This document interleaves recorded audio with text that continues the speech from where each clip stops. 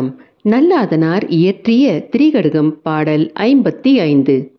அருமறை காவாத நட்பும் பெருமையை வேண்டாது விட்டொழிந்த பெண்பாலும் யாண்டானும் சேற்றம் கொண்டாடும் சிறு தொழும்பும் இம்மூவர் ஒற்றால் எனப்படுவார். விளக்கம்.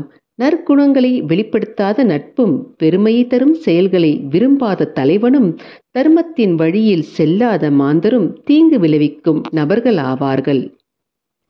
நகதர் பொருற்றன்று நட்டல் மிகுதிக்கண் மேற்செனற்று இரித்தார் பொருற்று. மகிழ்ந்து கிடக்க மட்டுமல்ல, தவறுகள் காண திருத்த வேண்டியதும் நட்பின் கடமையாகும். இது வள்ளுவர் வாக்கு. அந்த அலுவலகத்தில் 4 நபர்கள் புதிதாக வேலைக்கு சேர்ந்தார்கள். புதிதாக வந்தவர்கள் தங்களுக்குள் ஒரு நட்பு வட்டத்தை உருவாக்கி கொண்டார்கள். அலுவலகத்தில் அனுபவமிக்க மனிதரிடம் அதிகம் பழகாமல் விலகியே இருந்தார்கள்.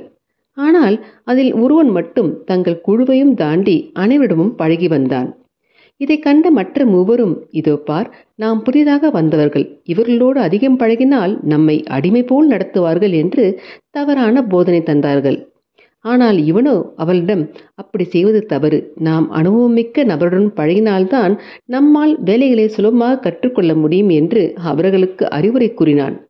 அவ்வாறே மூத்த அதிகாரிகள் வழிகாட்டுதல் படி நடந்து கொள்வதையும் தொடர்ந்து வந்தான்.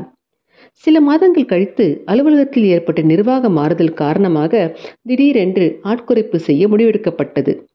மூத்த அதிகாரிகளுடன் அந்த நிர்வாகத்தில் புதிதாக வாங்கியவர் கலந்துரையாடல் செய்தார்.